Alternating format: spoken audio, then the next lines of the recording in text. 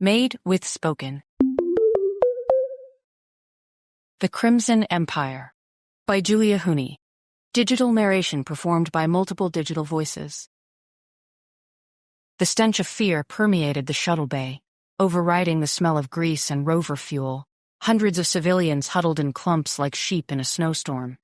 Men, women, and children stared at each other, silent except for the babies crying in response to their parents' tension. Even the toddlers stood still, big-eyed and quiet. The speakers crackled, and a smooth tenor voice spoke. Attention, civilians. The Crimson Empire is not attacking. There's no reason for panic. Federation and Empire diplomats have decided the presence of non-combatants in the forward area is hindering negotiations. Therefore, you are being relocated to Federation Base Zaurus for now. Quinn Templeton leaned closer to her friend Tony Bergen and muttered, Right. And my great-grandmother teaches marksmanship classes at her old folks' home. Bergen shrugged. My grandmother does teach marksmanship, He said, a hint of a laugh running under his words. but she's an instructor at the Special Forces Academy. At this time, groups 1 through 20 proceed to Alpha Shuttle. Follow the blinking lights. Green light streaked across the shuttle bay floor, creating a meter-wide path to the spacecraft near the huge hangar doors.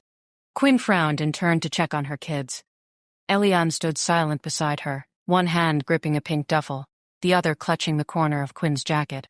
Lucas slouched a few meters away with another preteen, both struggling to maintain cool attitudes. Lucas glanced around, made eye contact with Quinn, and quickly turned away, pretending he hadn't just looked for his mother. The shuttles loaded quickly. Quinn got Eliane and Lucas strapped in and their bags stowed. Settling back into the uncomfortable seat, she reached to pull the straps across her body. Templeton, Quinn. A voice barked over the din. Perutha, Steve. Front and center. Quinn jumped, her body responding to the command before her mind caught up. Don't worry, I'll be right back, she told the kids. Pushing through the sea of people, she worked her way down the aisle to the front door of the shuttle, followed by Perutha. This way. An enlisted man in the familiar gray and black camel uniform jerked his head and started across the shuttle bay, not waiting to see if they followed. What's going on? Both men ignored her. With a glance back at the shuttle, she trotted after them. In the ready room, she joined a dozen other grumbling passengers. A tall man stepped to the front of the room and cleared his throat, stilling the muttered conversations. I am Master Sergeant Chris. The man twitched his sleeve, as if to draw their attention to his rank. We need to rebalance the load on one of our shuttles. We're moving passengers from that shuttle to the others, and we're going to make a second run to pick up the last of the civilians. You will wait here until the Alpha shuttle returns from the transport. My kids are on that shuttle! Frantic, Quinn shoved her way toward the door. Unfortunately, the rest of the group had the same idea. Voices rose in anger and panic, bodies pressing into each other as they all tried to push out of the room. Attention! Cress's parade ground voice cut through the hubbub. The mob settled, people unconsciously stepping back and straightening up. We know some of you have dependents on the shuttles. We also know you wouldn't want to put those dependents at risk. Many of you are former military or civilian employees. That's why you were selected.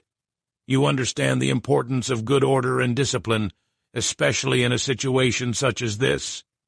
We will transport your dependents safely to the cruiser. Then the first shuttle will return to retrieve you. Now Mrs. Andretti would like to say a few words. Quinn looked around the room, noting the faces. Most she recognized. A few surprised her. Spotting Bergen, she wormed her way through the crowd to his side.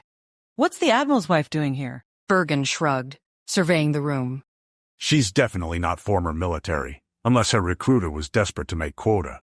A tiny young woman with flowing blonde hair, an elegant suit, and extravagant makeup raised a languid hand. My dear fellow spouses, Her high-pitched voice made more than one listener cringe. we must all do our duty in this trying time. Tiffany Andretti, trophy wife of the Admiral, had always irritated Quinn.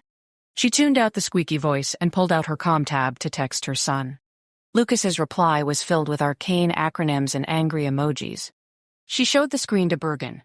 I don't think Lucas is thrilled. Bergen reached up and patted her shoulder.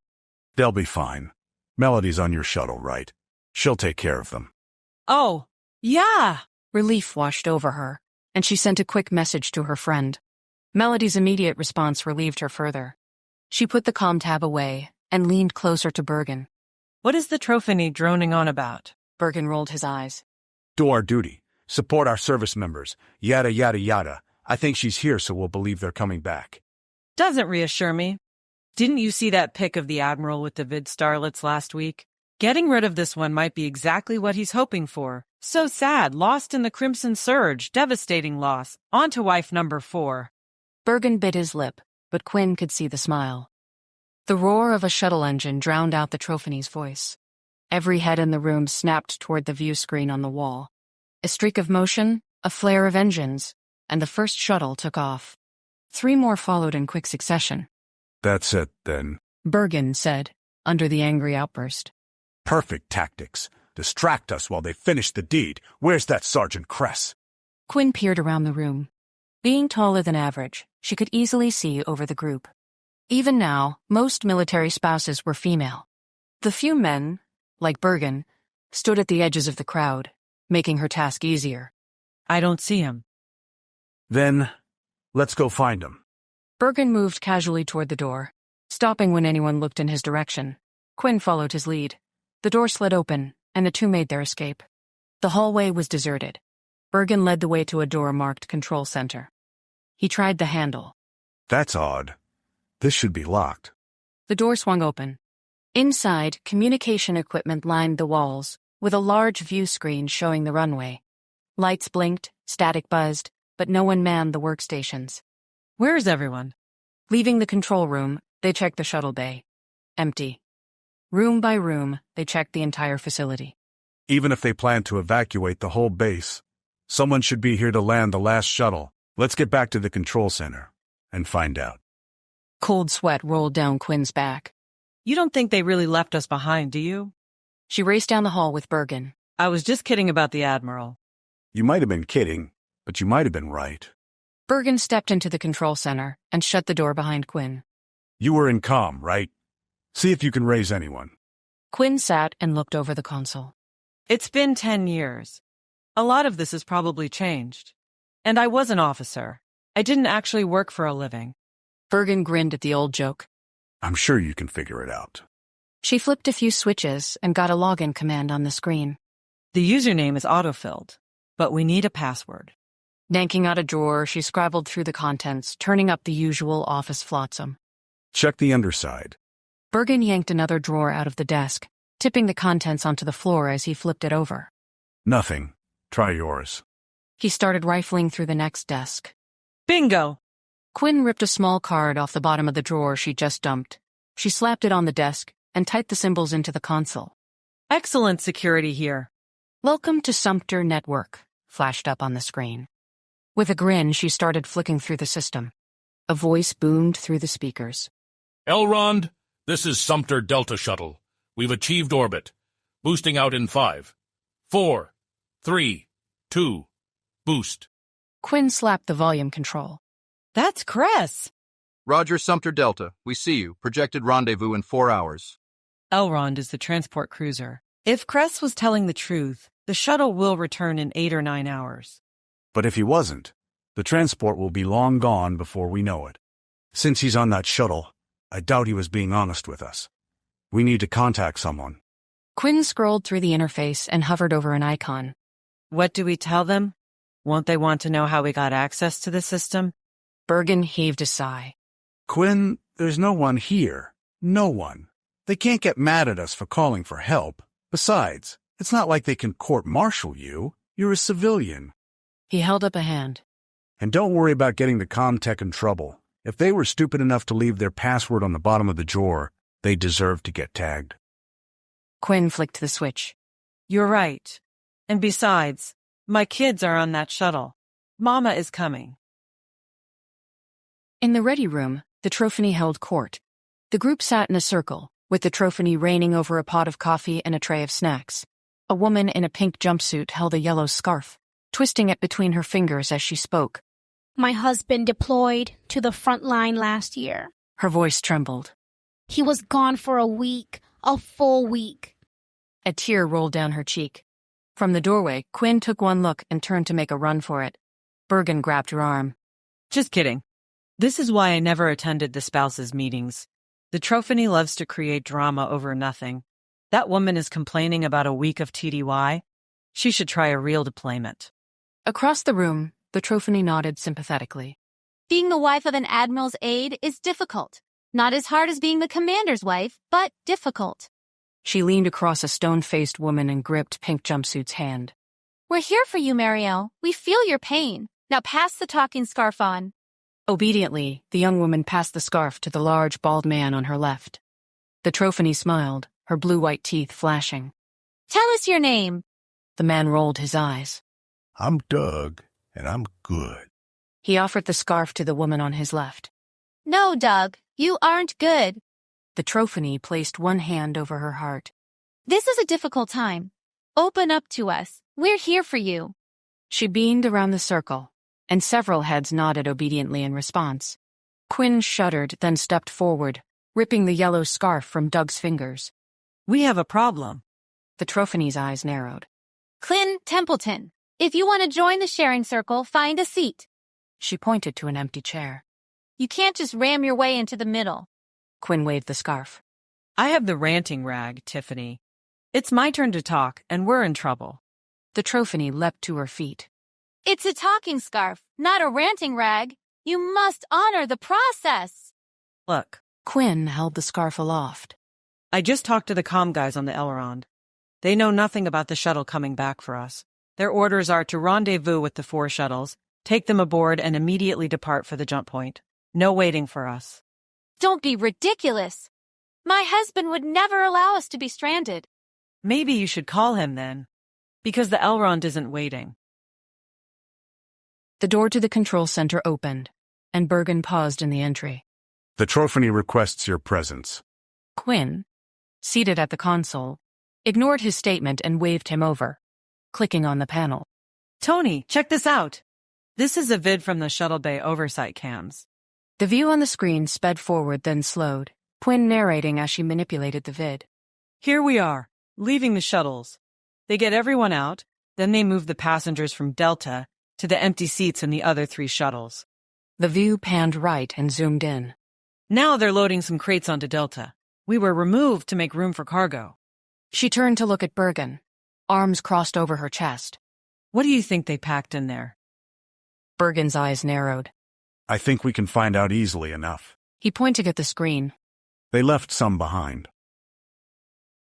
Tiffany Andretti stalked across the small office, stopping uncomfortably close to Quinn. The Trophony glared, eyes narrowed to slits, mouth set in an ugly scowl. On the doll-like woman, the effect was less than menacing, and Quinn bit back a grin. Then she sneezed as the trophy wife's perfume smothered her. You're telling me those sons of bitches kicked us off the shuttles to bring in a haul of gold? The Trophony's unusually soft voice cut through the room like a scalpel. Quinn shivered. Usually she found the Trophony entertaining, if irritating. But maybe the woman had unexplored depths. They loaded dozens of crates onto that shuttle, and the 3 that were left behind contained these, so I think that's a safe assumption. Quinn held up the lump of gold. The Trophony snatched the heavy rock from her. How much? I didn't count. Several dozen crates, I guess. No, I mean, how much is it worth? The shorter woman licked her lips and caressed the palm-sized lump of unrefined metal. The whole shipment. How many credits? No idea. If I may. A light male voice cut in. The man who had been standing by the door strolled over to them. He held out his hand, and the Trophony reluctantly relinquished the gold. Median height and weight, with brown hair, brown eyes, and tan skin, the man was completely unremarkable in every way. He took the lump and scanned it with a device he pulled from his pocket. This piece alone is worth. He glanced at Quinn and Bergen, then leaned down and whispered in the Trophony's ear. The small woman's eyes widened. Holy shit, no wonder they dumped us. How much did they leave behind? She licked her lips again. There are 3 crates. But more importantly, how are we going to get off this rock? I don't care about the gold. I just want to get back to my kids. And don't forget the Crimson Empire is coming our direction. The Trophony waved that away as a minor inconvenience. I'll contact my husband's command and have them come get us. Where did they get all this gold? I don't know. Can we please focus on getting home? The plain man stepped forward, turning slightly so he stood with his back to Quinn. Rumor has it this asteroid is littered with gold. There are 15 of us. If we can get a shuttle sent back, There should be room for He paused, as if calculating, then continued. 7 standard-sized crates. More free. He broke off, glancing back at Quinn, then guided de Trophony toward the door. Let's go call the Admiral. Quinn and Bergen exchanged a glance. Who the hell is that? Quinn demanded after the others departed. Bergen grimaced. That's Perry Cisneros, Spook, Lieutenant Commander FSF, retired. Barely. Quinn's eyes left the door through which the couple had hurried and focused on Bergen's face. What do you mean barely retired? Recently? Taking her elbow, he urged her toward the exit. A few years ago, he was encouraged to retire in exchange for the service dropping charges. He was accused of multiple extramarital affairs with both subordinates and spouses of subordinates. There were rumors of coercion, but they said none of his victims came forward to provide testimony. The JAG let it drop on the condition Cisneros leave the service. He's here because his wife is the new personnel officer. They entered the command center as he spoke. Maybe you should contact the ship again. I'm going to nose around the databases to see what other options we might have. Quinn waved a distracted hand at him and logged into the comm system. Elrond, this is Sumpter Base. Do you read me? She double-checked the protocols and sent the signal again. Unknown caller. Identify yourself. The screen remained stubbornly blank. Giving the cam a puzzled look, she flicked an icon. This is Sumpter Base. Quinn Templeton speaking. I just talked to someone up there about an hour ago. Lieutenant Templeton? Is that you? What are you doing at Sumpter? I was a lieutenant a long time ago. Who is this? It's Hoover. Hal Hoover, from Port Lucretia. The screen flared to life, showing a grinning middle-aged man with thinning hair and an FSF uniform stretched across the beginning of a beer belly. He waved enthusiastically. I haven't seen you in years. What are you doing on Sumpter, man? I thought everyone there was getting deployed. Quinn shook her head. I'm a dependent now. I separated from the service years ago. We've been left behind. I've got 15 non-combatants and no active duty personnel here. The man's face fell. Damn. The guys told me someone had contacted us. The brass said everyone had been evacuated, so we thought the Empire was trying to pull something. But that's really you. You haven't been recruited by the Crimson Empire as a spy, have you? A grin flashed across his face. Don't even joke about that, Hoover. I'm sure this line is being monitored. Hoover's face fell. Sorry, ma'am. We got left behind. This blasted asteroid is covered in gold nuggets, and our evacuation team decided to take them instead of us. Can you help us get out of here? The Admiral's wife is with us. Maybe you can get his XO on the line. Admiral Andretti's wife is there? Hoover gave her an indecipherable look. Let me see what I can do. Hang tight, LT. Quinn opened her mouth to remind him she was no longer an officer, but the screen went dark. She turned to Bergen, but before she could say anything, the door swung open. De Trophony and Cisneros strode in. We can't get through to Sayed's office. Call the ship for me. I just did. Sergeant Hoover is going to call me back. Cisneros eyed her. Get them on the horn. We don't wait on a sergeant. He's contacting the XO. I said, get them on the horn. They have more than one tech in the comm shack. Quinn gritted her teeth and turned back to the console. She input the comm keys and waited. They aren't responding, sir. Bergen grimaced at the title, and Quinn shrugged a little. Even knowing what she did about Cisneros, respect for the rank won out over distaste for the man. Besides, being in this environment took her right back to her active duty days. Old habits were hard to break. Then, try. Again. And keep trying until they respond. He turned to the Trophony and shrugged dramatically. Then he spotted Bergen. You there! Who are you, and what are you doing? Bergen stared him down. Antonine Bergen, civilian. Fiscal Services. I'm looking at options. Fine.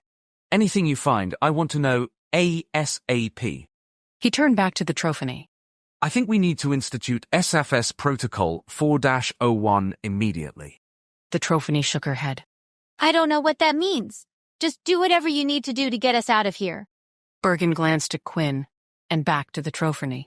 He's telling you he intends to institute martial law and place himself in command, since he's the ranking retiree. Bergen spit out the words like they tasted bad. That sounds like an excellent idea. The Trophony nodded enthusiastically. Of course, as the Admiral's wife, I outrank you. but I will certainly listen to your counsel.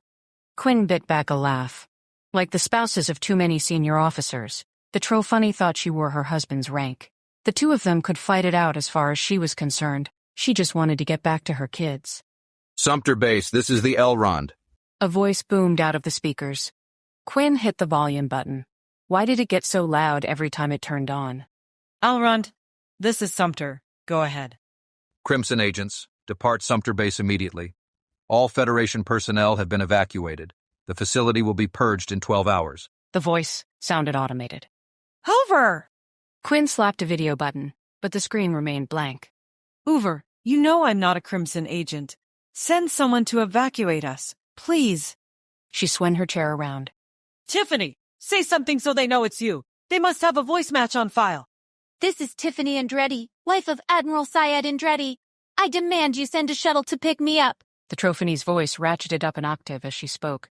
Crimson agents, depart Sumpter Base immediately. All Federation personnel have been evacuated. The facility will be purged in 12 hours. They've cut reception. Quinn's shoulders drooped in defeat. They can't hear anything we're saying. You're Crimson agents. Cisneros' eyes narrowed. He turned to the Trofunny, pointing. We should lock these two up. We could get a reward for capturing known Crimson agents. We aren't agents. Even if we were, you won't get a reward if we're all purged in 12 hours. Quinn swung back to the console and started activating alternate protocols. We need to get through to them. Step away from that console. I won't have a Crimson agent using Federation property. Quinn leapt to her feet. Are you even listening to me? We aren't agents, and oh yeah, they're going to dust us. Cisneros reached out and yanked Quinn away from the desk, shoving her toward the Trofunny. Then he pulled out a weapon. Hold on to her. He swiveled back to Bergen. You, Berger, step away from the console. Crap. Bergen stood, casually dusting off his pants. I hate it when this happens. Cisneros advanced on Bergen. The shorter man waited until the colonel closed in, then with an impossibly fast movement, kicked the weapon from his hand. Quinn, grab the gun. Another lightning move, and Cisneros lay on the floor, Bergen's knee in his back. Quinn yanked her arm away from the Trofunny's limp hold and dove for the weapon. She stood and aimed it at Cisneros, feeling sick to her stomach. I'm not sure this is a good idea, Tony. It's a terrible idea. We need to act fast, and these two are doing everything in their power to get us killed. Bergen dug through a drawer, unearthing some zip ties. With a swift movement, he secured Cisneros' hands. Then he dragged the protesting colonel up into a chair and secured his feet with a console. He turned to the Trofunny. Ma'am, are you going to help us? Or shall I secure you with the colonel until we are able to obtain transport? The Trofunny looked back and forth between Bergen and Cisneros. Her mouth opened and closed a couple times. I just want to get off this rock. And I want to take some gold with me. That's not a problem, is it? I don't like this. Doug Parra said. Cisneros is the ranking officer, and y'all tied him up. While the Trofunny attempted to organize her groupies, Quinn and Bergen had pulled aside a couple of retired military members. We tied him up because he pulled a gun on us. We have a plan, but he won't listen. I won't be party to a mutiny. The stone-faced woman from the Trofunny's sharing circle, a retired shuttle mechanic named Cynthia Horgan, crossed her arms over her chest. We're civilians, Sin, so it's not actually a mutiny. I'm not a civilian. I'm retired. So is Cisneros. And Parra. We could be called back to active duty at any time. Bergen rolled his eyes. But you weren't called to duty. You're here as civilian dependents. Could we stop arguing about this and get to work?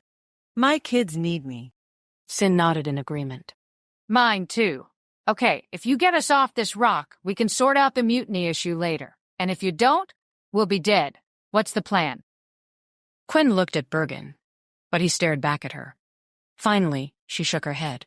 Obviously, Bergen wanted her to do the talking. According to information Tony found in the databases, there's a mothballed shuttle at an outpost across the Serpian crater. If we can get there, can you two get it up and running? Doug looked thoughtfully at Sin. I've helped recommission shuttles before. What's your background? While the two discussed technical details, Quinn pulled Bergen aside. I'm not comfortable with this. Why are you making me take charge? You're the ranking officer. after Cisneros. He held up a hand to stop her disagreement. Yeah, I know. You weren't an officer anymore. But these guys are going to respond to your rank, even if you don't own up to it. That's ridiculous. You take charge. Quinn shoved her fingers through her tangled brown hair. I just want to get back to my family.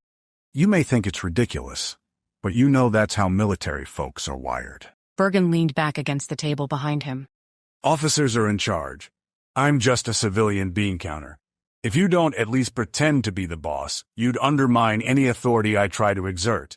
No one here trusts Cisneros. His bad behavior is an open secret. They know he'd abandon us in a heartbeat if you could replace us with a crate of gold.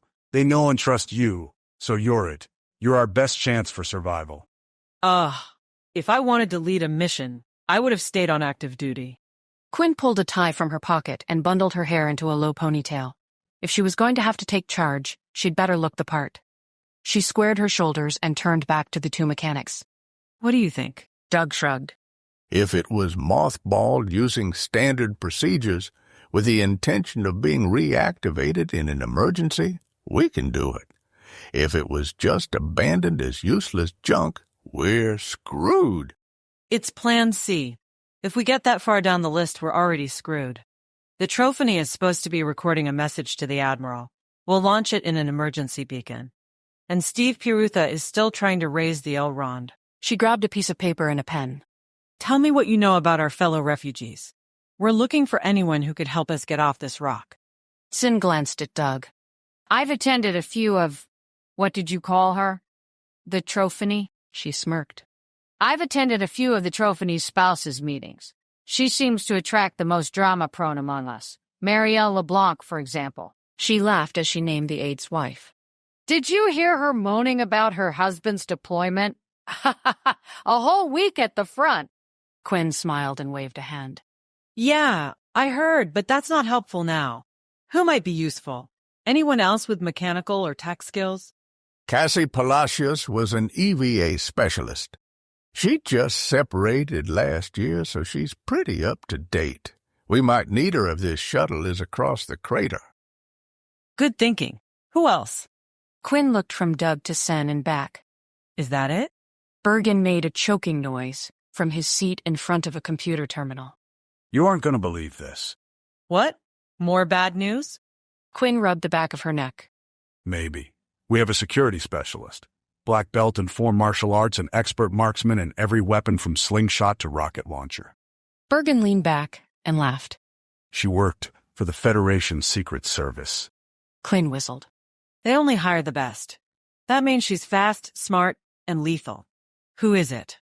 Bergen bit his lip. Marielle LeBlanc. No way. The Moaner? I would never have guessed. Sin shook her head, her expression disbelieving. This is the second time I've been stationed with her, and I had no idea. Do you want me to talk to her?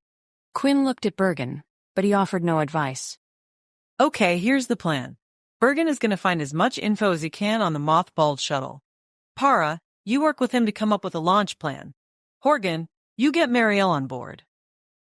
We definitely don't want her siding with Cisneros and taking us out. I'll talk to Cassie about the trip across the crater. We'll meet back here in... She looked at the chronometer. 30 minutes. Bergen gave Quinn a discreet thumbs up as she and Sin left the room. Quinn groaned in frustration as she watched Cassie Palacios dig through a storeroom. There are only 2 EVA suits, and they're both tiny, child-sized. She held one of the suits against her long frame. The feet dangled just below her knees. Most techs have their own custom suit. I wouldn't trust a station-supplied one if I had a choice. Doesn't matter, since neither of these is going to fit me. We're going to have to depend on the rovers. At least they're all vacuum-tight and fully charged. Normally, I wouldn't venture across an asteroid like this without a suit. But this is not normal. I recommend you, Sin, Doug, and I take the rover and find the shuttle. Doug and Sin can get it up and running. This suit should fit her. Bergen can stay here and organize the Wives Club so they're ready to load when we arrive. She wrinkled her nose as she said Wives Club. Not a fan of the Trophony? Quinn raised a brow as she folded the EVA suit into its bag with the helmet. Shh. She hates that name. Cassie looked around the room, then resumed packing the second suit. And you really don't want her angry at you. She is vicious. Quinn rolled her eyes. What's she going to do? Tell her husband on me? Actually, that would be great, because maybe it would get us off this rock. She led the way down a hole toward the massive garage. 3 rovers squatted in the crowded space.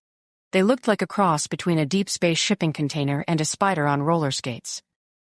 An open crate lay on the floor next to the farthest rover, and the Trophony and Cisneros stood beside it, scattering packing material as they dug through it.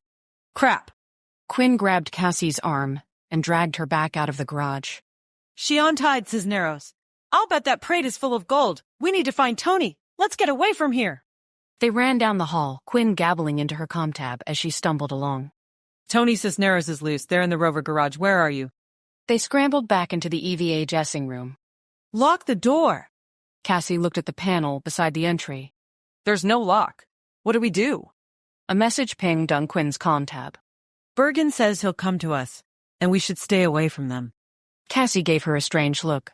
You're the LT. What do you think we should do? Quinn froze.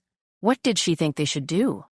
I think we should lock them both up, send the emergency beacon to the Elrond, and then get across the Serpian crater and get that shuttle running. Which is basically what we already had planned, except the locking up part. Let's stick those 2 out. Are there any weapons in here? Cassie smiled a little. There's a vacuum-rated cutter. She brandished a heavy-looking device. And a couple crowbars. Quinn laughed and pulled Cisneros' gun from her waistband. I think this will work better, but give me one of those crowbars. The 2 women gathered their weapons and headed back toward the garage. Bergen barreled into them from a cross corridor. Where are you going? We're going to get Cisneros and the Trophony out of our hair and get on with this mission. Quinn raised the gun.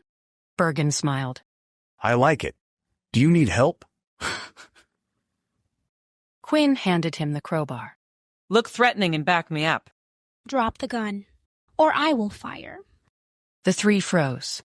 Crap. Bergen shook his head sidely. Not again. Drop the gun and turn around slowly. Do it, Quinn. She's serious. Quinn carefully placed the weapon on the floor and pivoted, hands held out to her sides.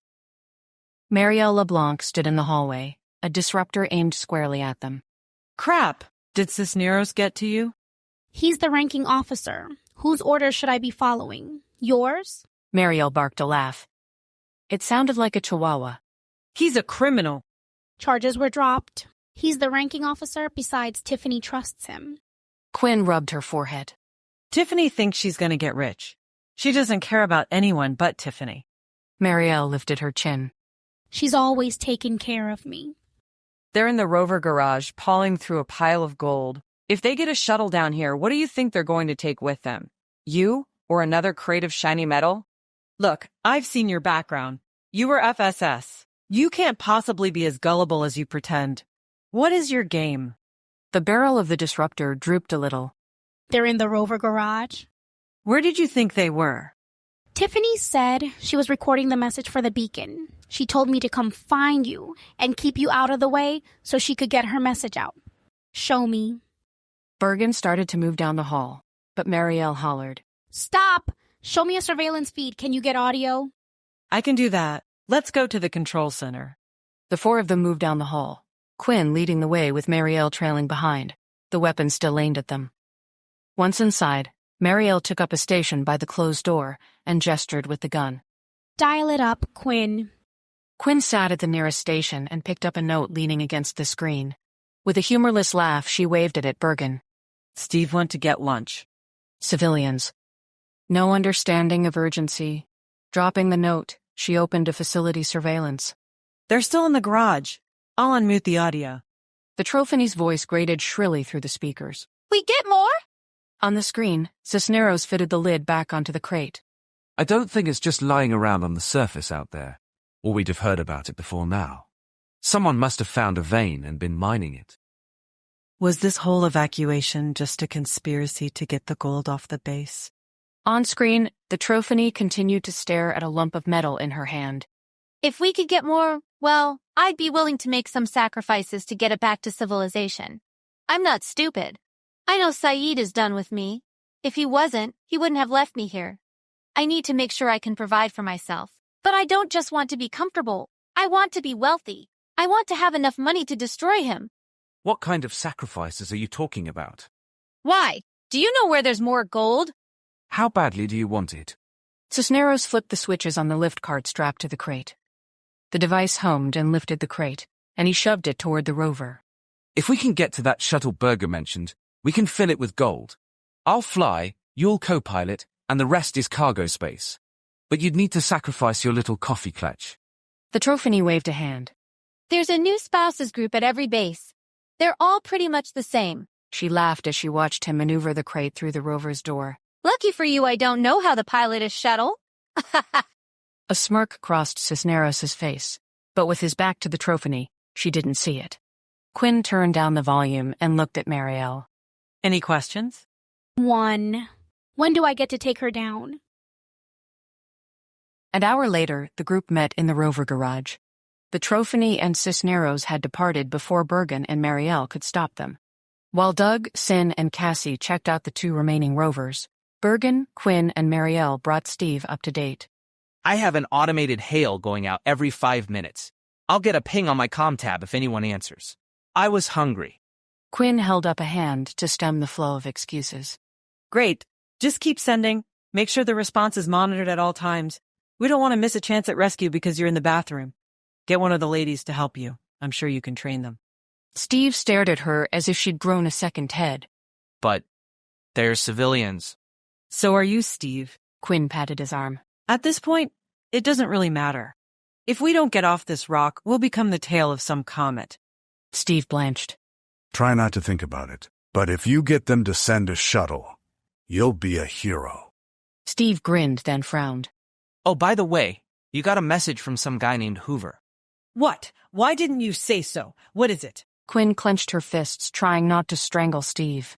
It said, He patted several pockets, then pulled out a scrap of paper. LT. Sorry. XO threatened court-martial. I'll try to get a message out. Quinn closed her eyes. No help from the Elrond, then. Thanks, Steve. Get those ladies trained, will you? Just in case. Plus, it would keep Steve out of her hair. Steve squared his shoulders, saluted, and strode away. Marielle rolled her eyes. Bad news. Cassie called as Quinn crossed the garage. It looks like Cisneros wanted to make sure we didn't follow them. Quinn's shoulders tightened even more.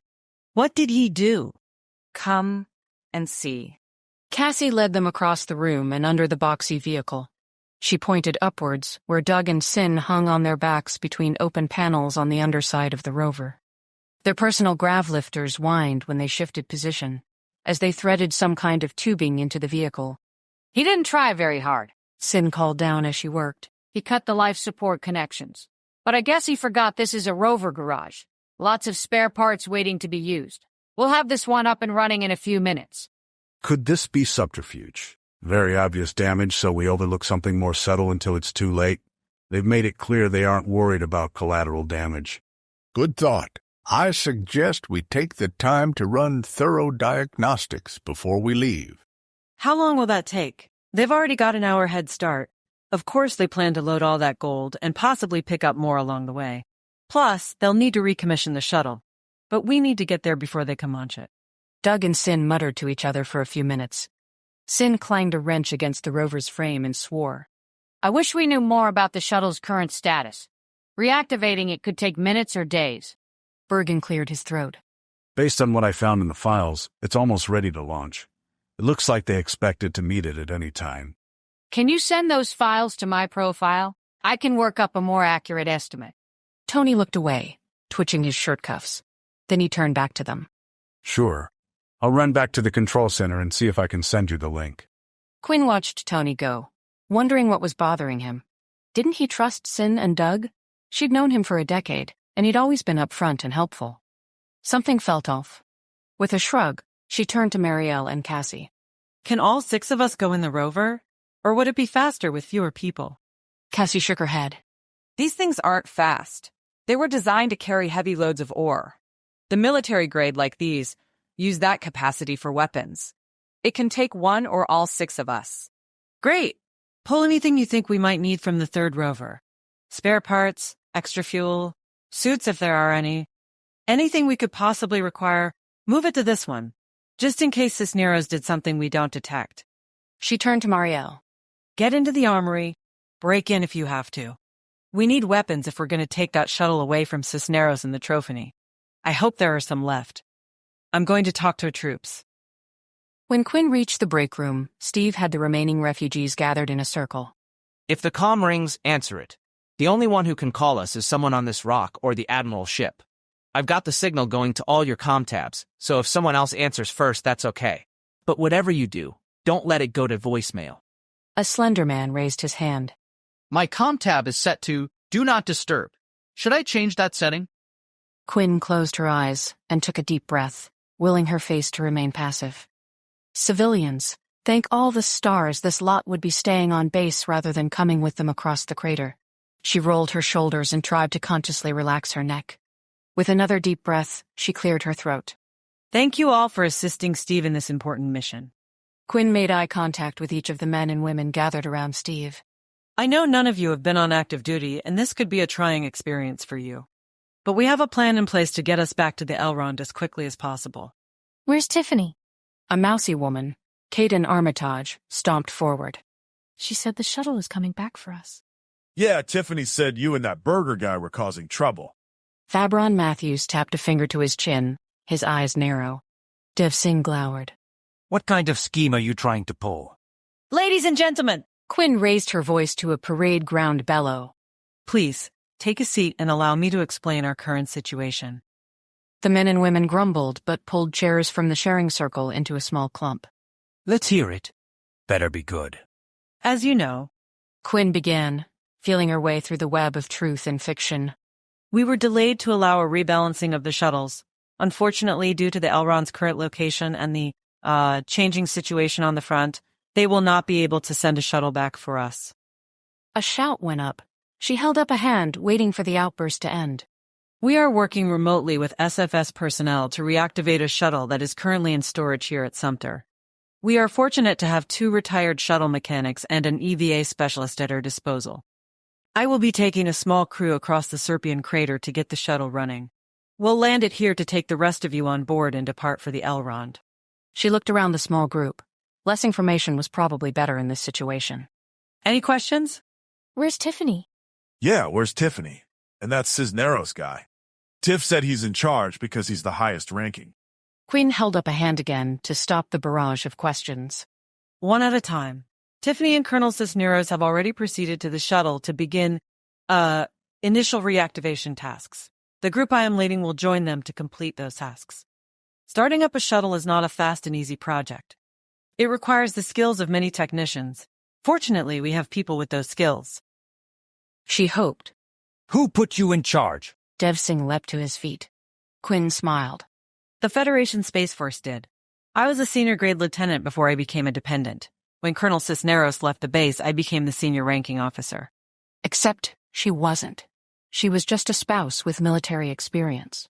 But the only people who really knew that were busy following her orders to get the rover working. Sometimes ignorance was bliss, or at least helpful. Singh sat down. Fine. What are we supposed to do? Just stay calm and answer the comm. We'll be back to get you in a few hours. I hope Steve can hold it together back there. Quinn watched the rear camera view as they trundled away from the base. They'll be fine. None of them has the gumption to pull anything, and will only be gone a few hours. We hope. Marielle fiddled with her weapon. If we're gone longer, we're all dead, Bergen said, with a fatalistic shrug. Hey, Tony. Quinn leaned close to Bergen and lowered her voice. Who's going to fly the shuttle once we get it up and running? I'm not a pilot, and I don't think any of these good folks has any real stick time either. I was wondering when someone would ask that. As it happens, I have 1,200 hours of flight time, including several hops in this exact model. Quinn let out a breath. Good. I was afraid we'd have to coerce Cisneros into flying it for us. But I thought you were a money guy. When did you do all that flying? I was a transport pilot before I got into finance. Got tired of hauling cargo, so I got my degree and upgraded jobs. Huh. Quinn sat back in her seat. You really are a jack of all trades. 2 hours later, they reached the location Bergen gave them for the shuttle. There's nothing here. Doug set the rover to idle and twisted around in his seat. We're at the right coordinates, but I don't see anything. They wouldn't leave it sitting out in the open, genius. Sin punched Doug's arm. It's probably in some kind of underground bunker. She twisted around, too, to look at Bergen. What do you think? I copied the specs on the hangar. Let me send them to you. Bergen scratched his head and poked at his comm tab. It's all Crimson to me. Maybe you can figure it out. Burial gave Bergen a strange look, then turned back to her computer console. She'd volunteered to keep an eye on Cisneros and the Trophony. Fortunately, Cassie had known how to ping a rover's locator without alerting the occupants. Mariel's screen showed a rough map of the asteroid, with the base outlined in blue, and their location a pulsing green dot. Another dot, this one red, blinked a short distance away, in the craggy hills to the west of them. I think I can run a subterranean scan on this thing. Cassie tapped some controls. Her extensive EVA experience had also given her a working knowledge of most of the equipment in the rover. What she didn't know, Doug and Sin had figured out. After a moment, Cassie nodded in satisfaction and pointed to the screen beside her. This area is hollow. We just need to figure out how to get in. She tried a few more commands and grunted happily when it pinged. Yep, there's a door right here. Do you have any open scripts in that file?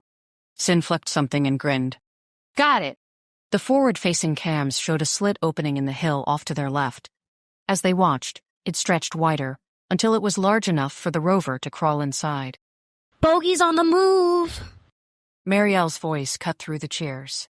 They're headed away from us, though. Must be looking for more loot. The rover rumbled into the hidden hangar. Cassie did some magic on her console, and the door shut behind them. Is there Atmo inside the space? No. Cassie pointed at the front screen. But it looks like there's an accordion airlock over there. Pull up close to it might be automated. If it's standard SFS build, it should have recognized our vehicle when we entered and... Yes! On screen, a yellow-green accordion-folded tube stretched out from the wall. As they moved closer, it seemed to home in on them like some kind of alien creature scenting the atmosphere inside their rover. Quinn shuddered. She knew it was standard tech. Her imagination was obviously in overdrive. The airlock latched onto their rover with a muffled clang. Doug climbed out of the driver's seat and squeezed past the passengers to the rear of the boxy vehicle. He opened a panel near the hatch and entered some commands. With a pop and a hiss, the door swung open, cold, stale air flooding into the rover. Let me take point. Marielle held up a hand. She checked her disruptor, then pulled out a blaster. You don't expect anyone to be here, do you? Marielle smiled, grimly. No, but better safe. The rest of the team trooped out of the rover, and Quinn shut the door behind her. Can you walk that? She asked Doug. I'll put a passphrase on the open sequence. He keyed in a command. That should keep space pirates from stealing our rover. He grinned and winked. She smiled faintly and followed him up the airlock. When the cycle completed, the inner door opened. Marielle swore. Cisneros stood there, smiling. Drop it. He held a blaster aimed at the Trophony's head. Marielle laughed, hard and bitter. I don't think so. Go ahead and shoot her. You just saved me from having to do it. Mariel, how can you say such a thing? We're friends. Think about how we... Save it, Trophony. Marielle sneered. I heard you plotting with this asshat. You were going to leave us behind so you could fill your shuttle with gold. And now that you've realized he's going to dump your sorry butt here, you want my help? What? The Trophony pulled out of Cisneros' grip. Ignoring the gun pointed at her face, she rounded on him. You were going to abandon me. How dare you? She kicked him in the shin, the decorative steel tip of her boot cracking into the bone. Then she shoved her knee into his groin. Cisneros jerked back, hunching over in pain. You little! He slid his finger onto the trigger of his weapon, and his head exploded. The Trophony screamed as a cloud of disintegrated blood, bone, and flesh showered over her. Marielle flicked the safety on her blaster and holstered it. She looked at the Trophony, then cocked her fist and drove it into the other woman's face. You owe me, bitch! Through the inner door of the airlock, they entered a small, rough-walled hall. A door on the left led to a tiny chamber with a cot and a sanitation pod. 3 familiar meter-high crates half blocked the way. At the other end, another airlock led to the shuttle. Everyone carefully stepped over Cisneros' headless body, leaving it on the floor in a pile of brain dust. How'd you get in here? Marielle poked the Trophony between the shoulders with her blaster. Your rover wasn't in the garage. The Trophony stumbled but caught herself. With her arms secured behind her back, she didn't put up much of a fight. We got into the compound, but Perry couldn't open the shuttle. He sent the rover away on autopilot, and we waited for you. She whimpered and hunched her shoulder up by her bruised jaw. Sin stopped tapping on the control panel by the second airlock. It won't cycle. It's asking for a pass face, and it's not responding to anything in the file you sent, Tony. You got any ideas, Para? Doug shook his head. I could try some of the old ones, but they're changed every 6 months, minimum. We'll probably get locked out if we try too many. Quinn banged her head softly against the wall. To have come so far and be stopped now. The old look-under-the-drawer thing won't work here, will it, Tony? Any thoughts? Bergen had his comm tab out and was swiping through it. I downloaded everything I could. Let me see what I've got. After a few moments of silence, he pushed around the crates. Let me try. I'm already here. Just read it out to me. Bergen shook his head. Too many weird characters. It will be easier for me to just type it in. He squeezed past the others to the hatch. Sim stepped aside and Bergen typed into the panel, consulting his comm tab as he did. Damn. Hang on. He poked the device a couple more times and tried again. Ha! Got it. With Cassie's help, Sin donned one of the tiny EVA suits and went outside to do a pre-flight check, while the rest of them entered the shuttle. Bergen took a quick look at the cockpit, then retired to the passenger area. I'll let Sin do her thing, then start the warm-up. He grabbed a water pack from the galley and dropped into a seat beside Quinn. Quinn, move away from Bergen. This thing has a wide range, and I don't want to take you out by accident. Quinn looked up. Marielle had her small disruptor aimed squarely at Bergen's chest. What are you doing? The real question is, what is Bergen doing? He's a Krimson spy. What? No. Cisneros made that up. Marielle shook her head, her eyes never leaving Bergen. He thought he made it up. Funny, he was actually right, wasn't he, Bergen? Bergen looked from Marielle to Quinn, his eyes flicking around the room, evaluating. You're crazy, Marielle. I'm a finance guy. No, you're a Krimson spy. Marielle stood in the aisle, feet apart, weapon pointed, rock steady, at Bergen. This isn't an SFS shuttle. It looks like one. They did a good job of mocking up one of ours. But they never expected any SFS personnel to actually get inside. Look at the inside of the door, Quinn. Emergency egress instructions written in crimson text. The ID numbers on all the fixtures in here. Chairs, vid screen, galley cabinets, water packs. Look at any of them, Quinn. They're all crimson. And only Bergen could open the door. I can't believe he thought Doug and Sin wouldn't notice. Bergen hesitated, then shrugged. Our shuttles are built for stealthy insertion. That means using SFS equipment anywhere an SFS technician might look. We frequently land at your bases for fuel enablements, but as you said, no one is supposed to come inside. Poor planning on our part, but budget cuts. Getting SFS parts is not cheap. Quinn gasped, leaping out of her chair. You're admitting it? But I've known you for years. How can you be a Krimson spy? Deep plant. I've been on the SFS payroll longer than most of their real employees. Of course, my real salary offsets the crappy pay here. Bergen leaned back in his chair, sizing up Marielle. Here's the thing, though. I'm saving you. Your own chain of command left you here to die, but I risked my mission and my freedom to get you off this rock. I could have left without any of you. He paused, cocking his head. I could have taken a boatload of gold back to the Empire, too. He smiled wistfully. Then his face hardened, and he turned away from Marielle, his eyes locking onto Quinn's. But I didn't. I'm risking it all to save 14 civilians, dependents of my government's enemy. Do you want to know why? He paused. Quinn nodded, mesmerized. I'm saving you, because that's what we do in the Crimson Empire. We value loyalty, and family, children, friendship. We don't leave civilians to die because it's easier than getting a divorce, or because there's a pile of cash. He stood, slowly, ignoring Marielle and her gun, his eyes glued to Quinn's. I was sent here to provide information that would help broker peace between our people. I didn't hurt anyone. I didn't provide any information that would endanger anyone, even your military combatants. I told my handlers about the people I met here in the SFS, and that we're all really the same, and that warring with the Federation doesn't help anyone except the fat cat defense contractors. And I'd like to think my little contribution helped pave a way for peace.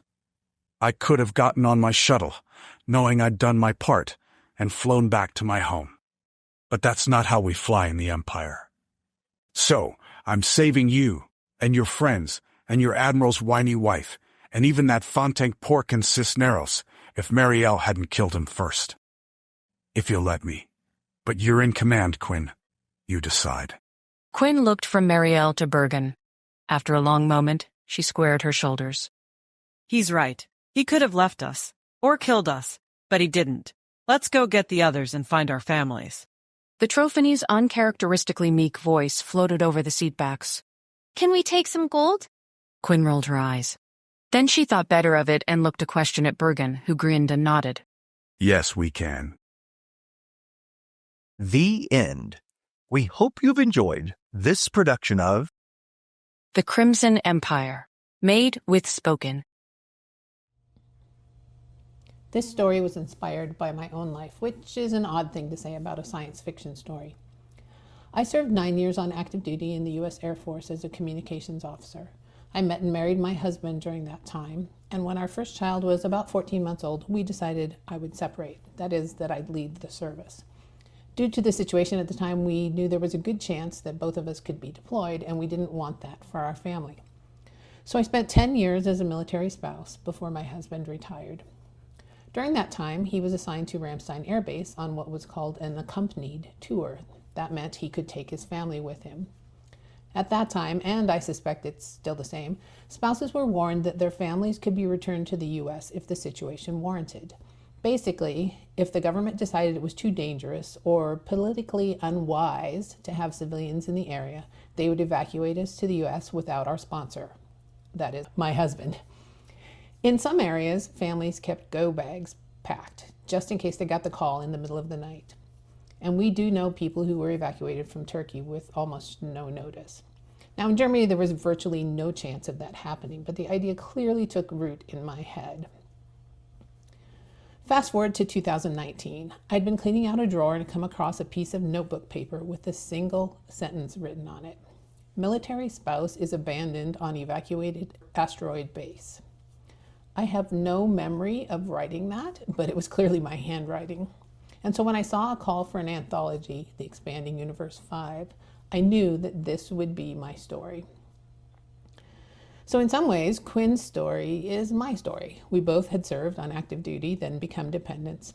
A lot of her hesitance and insecurity comes from my experience. I used to be a military officer, and now I'm not. My education and experience are out of date, and yet when things get hairy, I somehow often end up in charge. My husband is a lot better than Quinn's, though. I love these characters so much that after I got my rights back from the anthology, I went on to write a 4-book series about Quinn and Tony and their adventures with the Crimson Empire. But it all started with one sentence on a piece of paper and the memory of what might have been. Professional audiobooks in a click. Spoken.